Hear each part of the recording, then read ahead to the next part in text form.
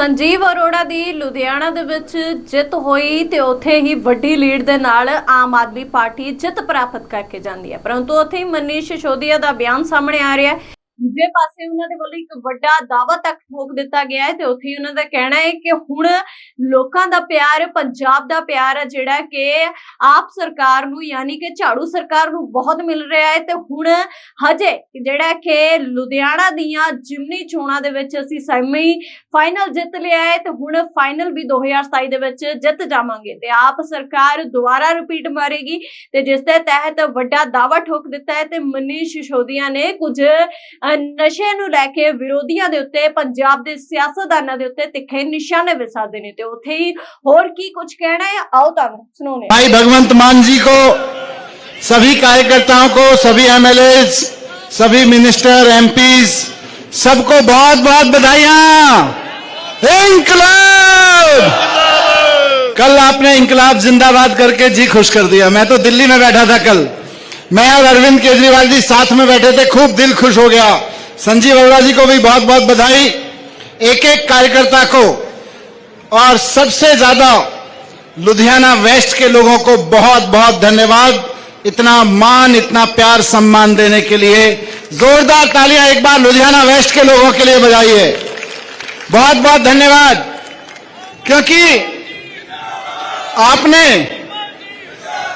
आपने लुधियाना वेस्ट के चुनाव में केवल संजीव अरोड़ा जी को नहीं जिताया, मान साहब की सरकार को ही आगे नहीं बढ़ाया, बल्कि केजरीवाल जी ने जो ईमानदारी की राजनीति की शुरुआत देश में की है उसको जिताया है। जो गुंडई बदमाशी की राजनीति के खिलाफ, अहंकार की राजनीति के खिलाफ शरीफ सज्जन लोगों को राजनीति में लाने के लिए केजरीवाल जी ने, मान साहब ने, सब लोगों ने जो मिशन चलाया आज आप उसको जिताया है। इसलिए लुधियाना वेस्ट के लोगों का बहुत बहुत धन्यवाद। और इसलिए भी धन्यवाद, मैं जब चुनाव प्रचार में घूमता था तो कई पत्रकार मुझसे पूछते थे, मनीष जी ये सेमीफाइनल है? तो मैं कहना चाहता हूं सेमीफाइनल तो जीत लिया, अब फाइनल की बारी है। सेमीफाइनल।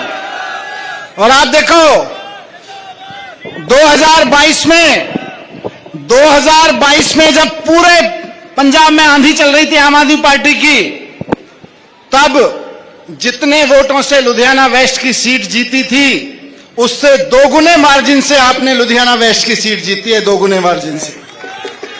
यानी कि 2022 में आंधी आई थी, कल केजरीवाल जी ने कहा है कि 2022 में आंधी आई थी, अभी सेमीफाइनल तूफान की स्पीड से जीता है और पंजाब में रॉकेट की स्पीड से काम होंगे और 2027 में तूफान की स्पीड से जीत आएगी।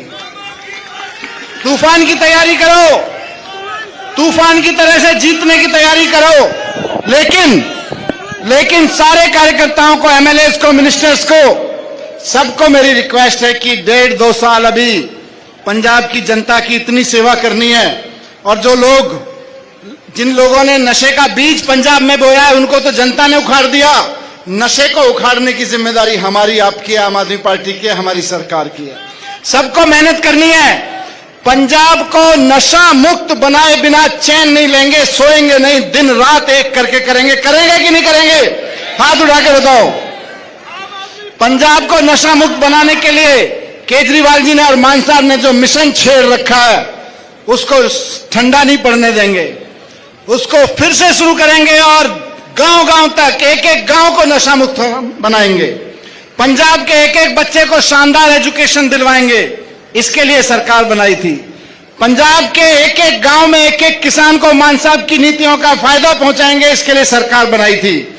तो अब सरकार तो बन गई है, एमएलए साहब भी बन गए हैं, लुधियाना वेस्ट ने जिता के भेज दिया है।